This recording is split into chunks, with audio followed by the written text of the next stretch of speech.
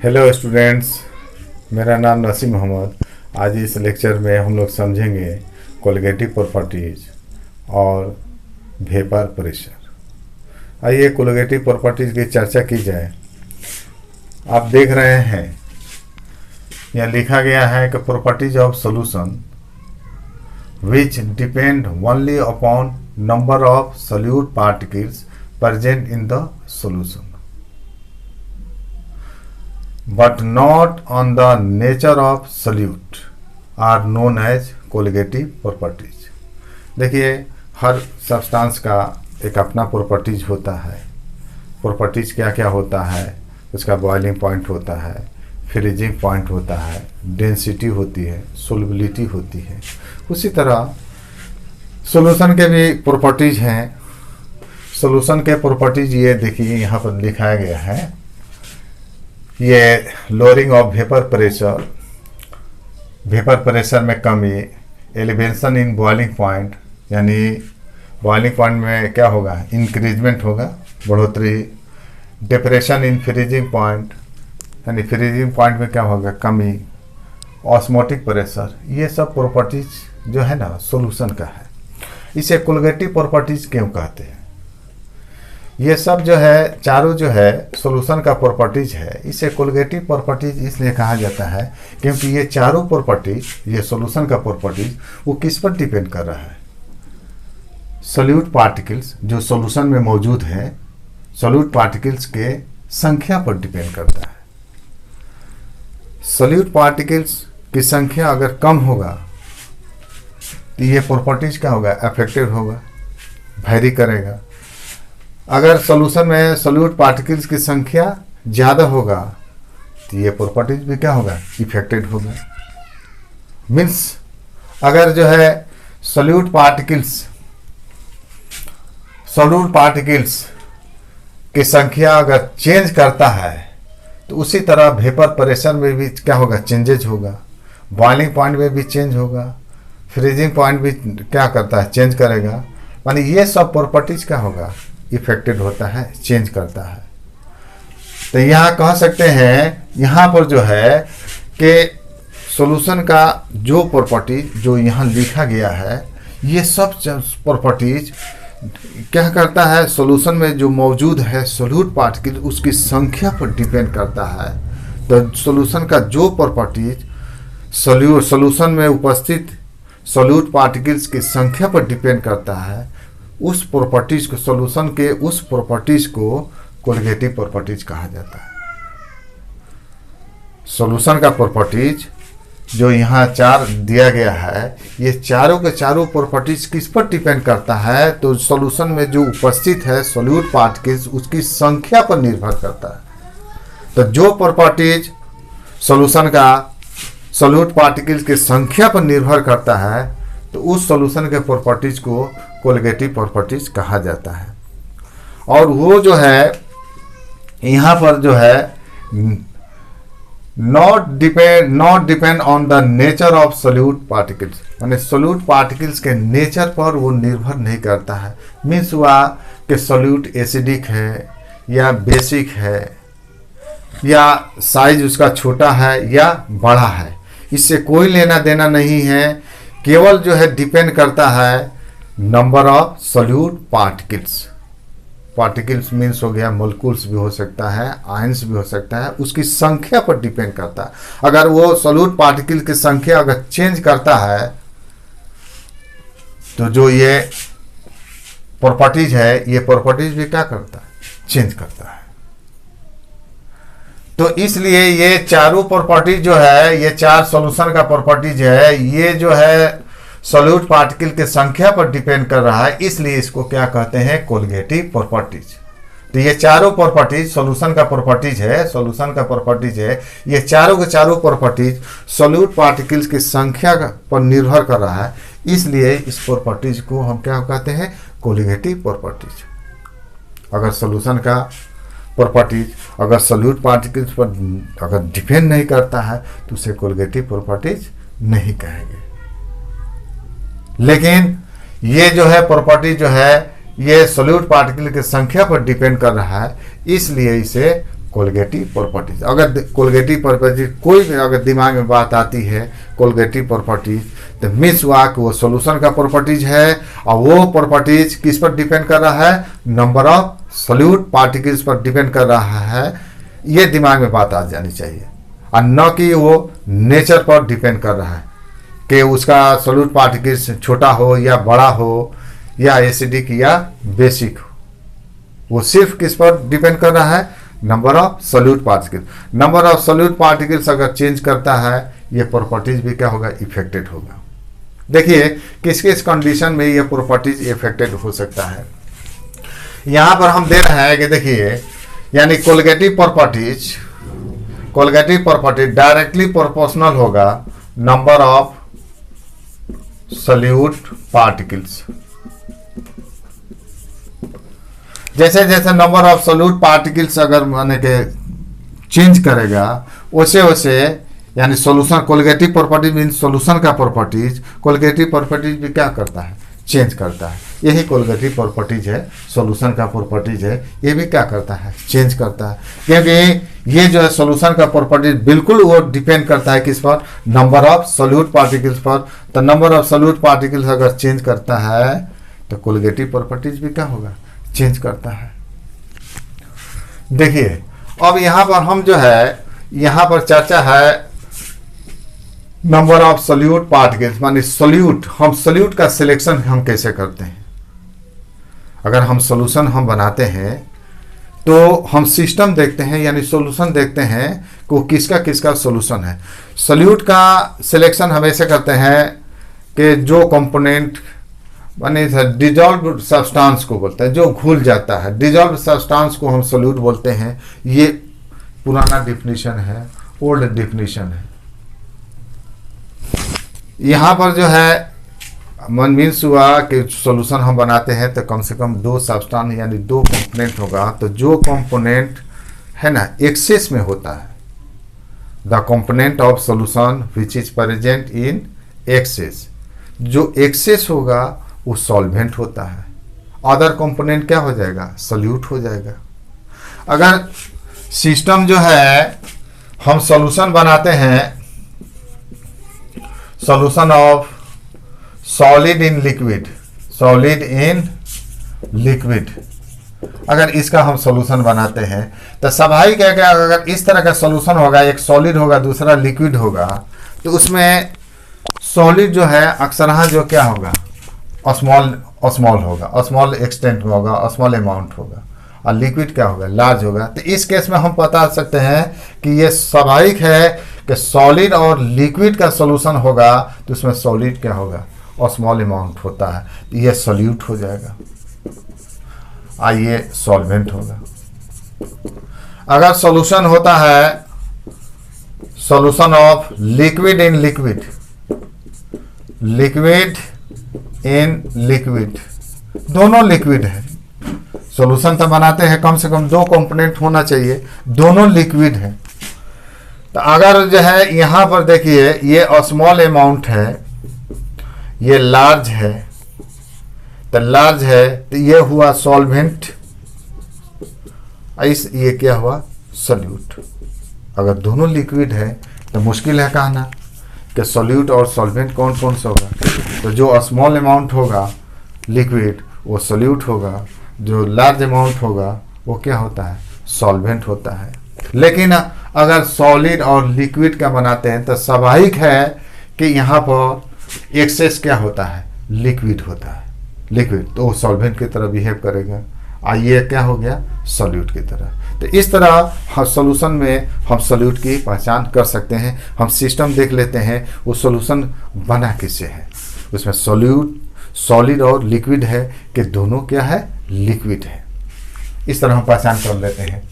यहाँ पर जो है अब देखिए कुछ ऐसा सॉल्यूट है जिसको पानी में डालने के बाद वो डिसोसिएट एसोसिएट नहीं करता है, जैसे शुगर है।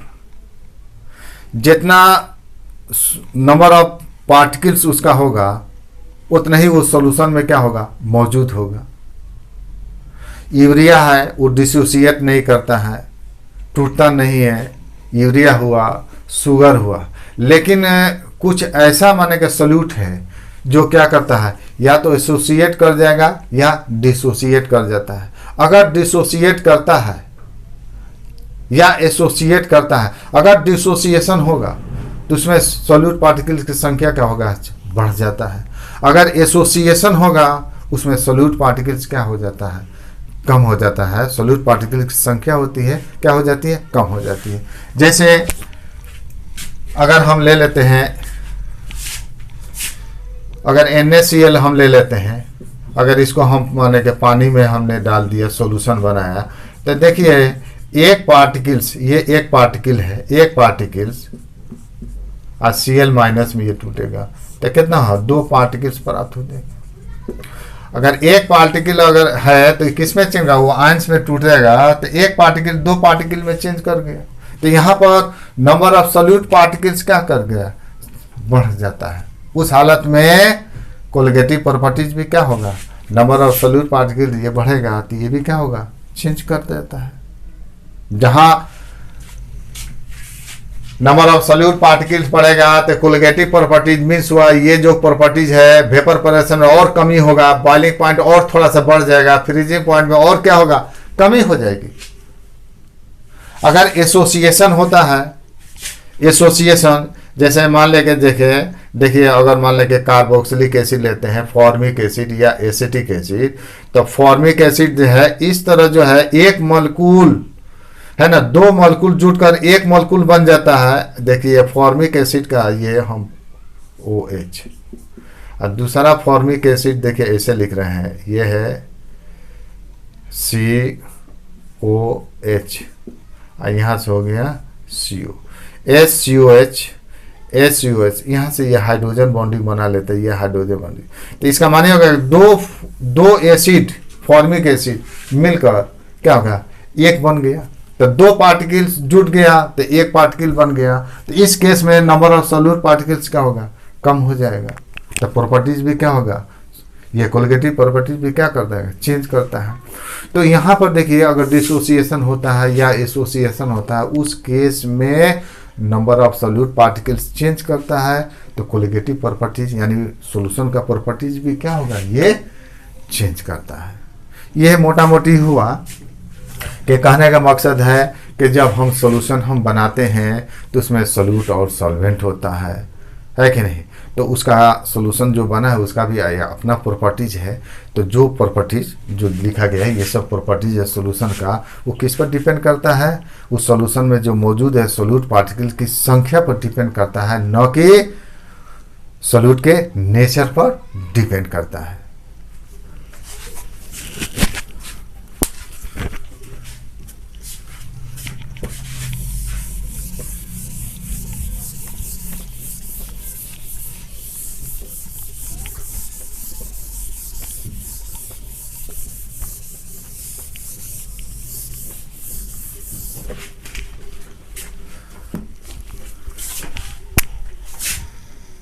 वेपर प्रेशर, प्रेशर VP क्या है, डिफाइन इसको करते हैं, the pressure developed by the vapours on the surface of liquid when liquid and vapours are in equilibrium is called vapour pressure. आइए इसको डिफाइन भी हम करते हैं।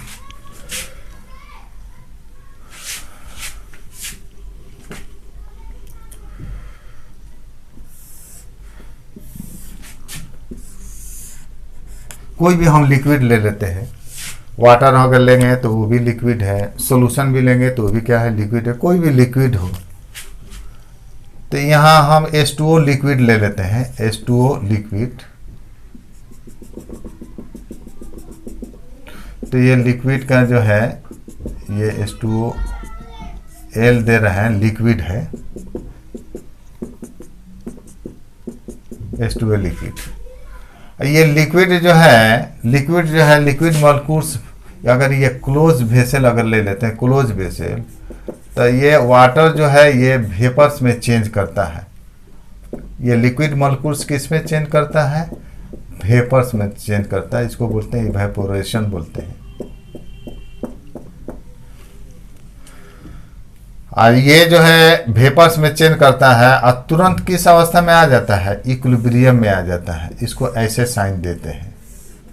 ये साइन इंडिकेट करता है, ये जो सिंबल इंडिकेट कर रहा है कि लिक्विड मॉलिक्यूल्स किस में चेंज करता है, वेपर में। ऐसा नहीं कि लिक्विड मॉलिक्यूल्स क्या होगा, वेपर में चेंज करता रहेगा। अगर एक बोतल लेते हैं, उसमें अगर हम आधा बोतल पानी ले लेते हैं, उसमें पानी ले लेते हैं, अगर उसका ढक्कन अगर बंद कर देते हैं तो लिक्विड मॉलिक्यूल्स क्या होगा, वो जो है वाष्पन होता है, वो वेपर में चेंज करता है।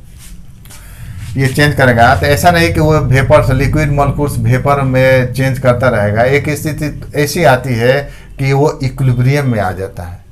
इक्विलिब्रियम का मीनिंग क्या है, यहाँ हम लिखते हैं कि जितना लिक्विड मॉलिक्यूल्स वेपर में जाएगा, इक्विलिब्रियम में आने के बाद ये तुरंत इक्विलिब्रियम में आ जाता है। लिक्विड मॉलिक्यूल्स वेपर में चेंज करता है और तुरंत ये किस अवस्था में आ जाएगा, इक्विलिब्रियम में। तो इक्विलिब्रियम का मीनिंग हो गया कि जितना लिक्विड मॉलिक्यूल्स वेपर में चेंज करेगा, उतने ही वेपर मॉलिक्यूल्स कंडेंस करके किस में आ जाएगा, लिक्विड में होगा। तो ये प्रोसेस डायनेमिक होता है, ये चलते रहेगा। लिक्विड मॉलिक्यूल्स वेपर में चेंज करता है और वेपर मॉलिक्यूल्स कंडेंस करके क्या, लिक्विड में। तो इस वेपर, यहाँ अगर वेपर आ गया, इस वेपर के कारण जो प्रेशर होगा उसी को बोलते हैं वेपर प्रेशर। अब यहाँ देखिए, एक तरह का ये वेपर दिखाई दे रहा है, तो एगो फेज है। ये एक तरह का दिखाई दे रहा है लिक्विड, तो एक फेज है। तो यहाँ पर देखिए वाटर का 2 फेज दिखाई दे रहा है, ये वेपर फेज हुआ, इसको बोलते हैं वेपर फेज। और ये हुआ आपका लिक्विड फेज। ये जो है एक बाउंड्री है, यहाँ पर है बाउंड्री जो है सेपरेट करता है लिक्विड और वेपर को। जहाँ एक बाउंड्री आ जाएगा, ये 2 तरीके दिखाई दे रहा है। एक तरह के ये दिखाई दे रहा है तो एक फेज हुआ, एक तरह के ये दिखाई दे रहा है तो एगो फेज हुआ।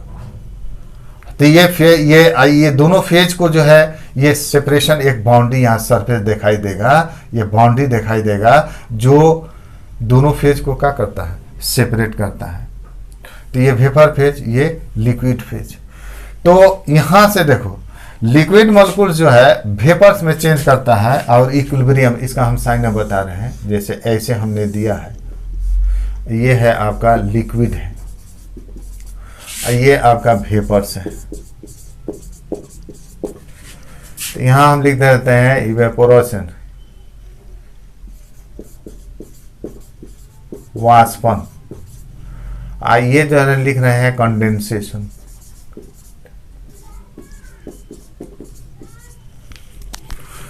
तो ये लिक्विड मॉलिक्यूल्स देखिए वेपर में चेंज करता है, तो इसको बोलते हैं वाष्पन बोलते हैं। वेपर मॉलिक्यूल्स भी कंडेंस करके किस में चेंज करता है, लिक्विड में, तो इसको बोलते हैं कंडेंसेशन बोलते हैं। तो जब इक्विलिब्रियम आ जाएगा तो दोनों का रेट क्या होगा, समान होगा। एट इक्विलिब्रियम, यहां लिख देते हैं एट इक्विलिब्रियम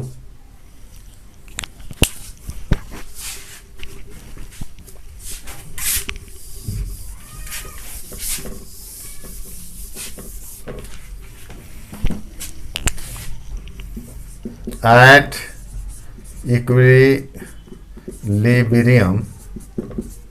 इक्विलिब्रियम पर रेट ऑफ इवेपोरेशन बराबर होगा रेट ऑफ कंडेंसेशन। इसका मीनिंग क्या हुआ, इसका मीनिंग हुआ कि देखिए जितना लिक्विड मॉलिक्यूल्स वेपर में चेंज करेगा, उतने ही वेपर मॉलिक्यूल्स क्या होगा, लिक्विड में चेंज करेगा। ना ये खत्म होगा ना ये खत्म होगा, जितना है उतना ही बना रहेगा इसमें। यहाँ से चेंज करेगा उतना ही इसमें आ जाएगा।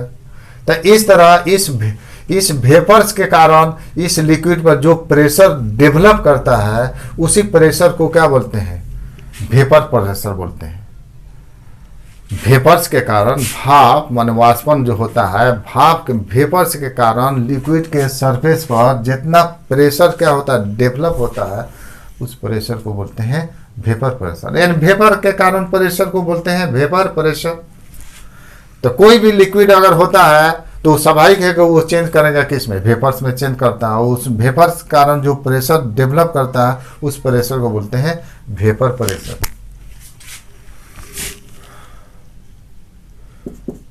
The pressure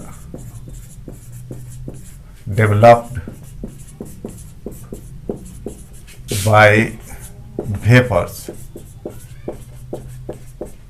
on the surface liquid, on the surface of liquid, when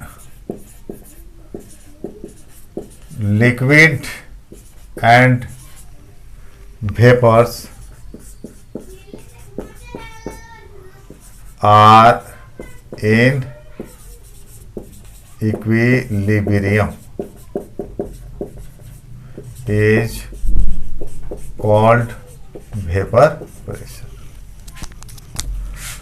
तो इस वेपर के कारण लिक्विड पर जितना, इस वेपर के कारण जो भी प्रेशर डेवलप करता है, जब ये इक्विलिब्रियम में आ जाए, इक्विलिब्रियम पर इस वेपर के कारण जो भी प्रेशर डेवलप करता है उस प्रेशर को हम क्या कहते हैं, वेपर प्रेशर। अब यहाँ पर देखिए वेपर प्रेशर जो है किस किस कंडीशन में जो है ज़्यादा से ज़्यादा वेपर प्रेशर होगा। वेपर प्रेशर किस पर डिपेंड करता है, ज़्यादा से ज़्यादा वेपर प्रेशर किस कंडीशन में होगा, इसके चर्चा हम जो है आने वाले क्लास में हम करेंगे कि वेपर प्रेशर किस पर डिपेंड करता है।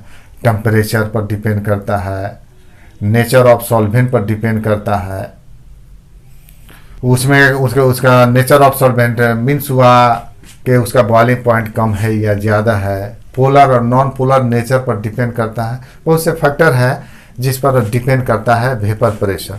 देखिए एक और चीज़, ये वाष्पन जो दिए हैं, वाष्पन ये सरफेस फेनोमेना है, सरफेस फेनोमेना। सरफेस फेनोमेना होता है, इवेपोरेशन एक सरफेस फेनोमेना है। मीन्स हुआ कि सरफेस एरिया अगर ज़्यादा होगा, सरफेस ज़्यादा होगा तो ज़्यादा से ज़्यादा मॉलिक्यूल्स क्या करता है, वो वेपर में चेंज करेगा। अगर ये जो है, अगर ये एरिया जो है सरफेस है, ये सरफेस फेनोमेना अगर ये ज़्यादा होगा, बड़ा होगा, तो ज़्यादा से ज़्यादा लिक्विड मॉलिक्यूल्स किस में चेंज करेगा, वेपर में चेंज करता है। क्योंकि देखिए अगर कोई भी लिक्विड लेते हैं तो लिक्विड मॉलिक्यूल्स जो है सरफेस पर अधिक होता है। अगर कोई भी लिक्विड लेते हैं तो लिक्विड मॉलिक्यूल्स जो है, अगर H2O लेते हैं, H2O मॉलिक्यूल चारों तरफ होगा, लेकिन H2O मॉलिक्यूल ज़्यादा से ज़्यादा कहाँ होता है, सरफेस पर होता है। तो सरफेस अगर बड़ा होगा तो ज़्यादा से ज़्यादा लिक्विड मॉलिक्यूल्स किस में चेंज करेगा, वेपर प्रेशर में, वेपर प्रेशर में चेंज करता है। तो उसका वेपर प्रेशर क्या होगा, अधिक होता है। विद्यार्थियों, मेरे चैनल को सब्सक्राइब कीजिए, पसंद हो तो लाइक और शेयर कीजिए। धन्यवाद।